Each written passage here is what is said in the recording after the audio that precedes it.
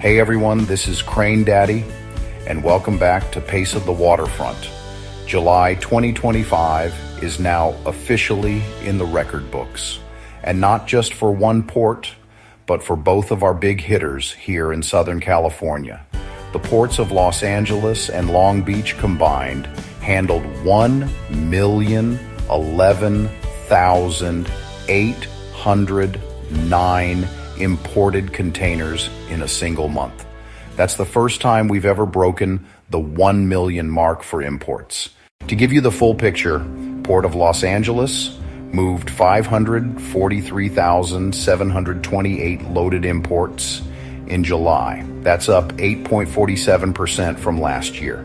Loaded exports hit 121,507 TEUs, up nearly 6%, and empties totaled 354,603 TEUs, up almost 10%. Total LA volume was 1,019,837 TEUs, an 8.54% jump year over year.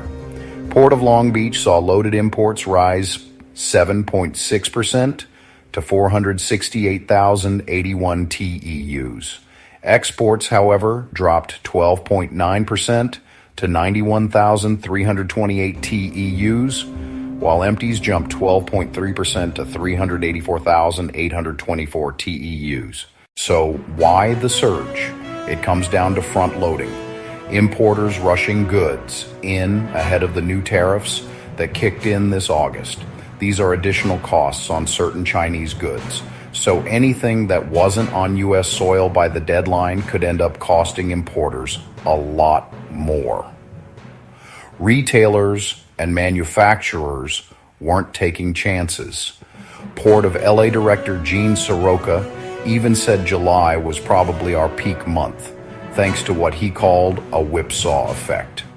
Volumes rebounded sharply after a softer May, fueled by shifting tariff deadlines.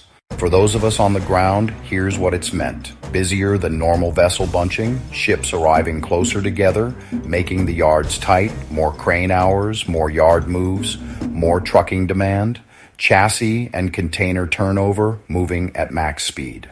Looking ahead, with a 90-day tariff truce in place between the US and China, August and September might cool down a bit, but if retailers miscalculated holiday demand, we could see another mini surge before year's end.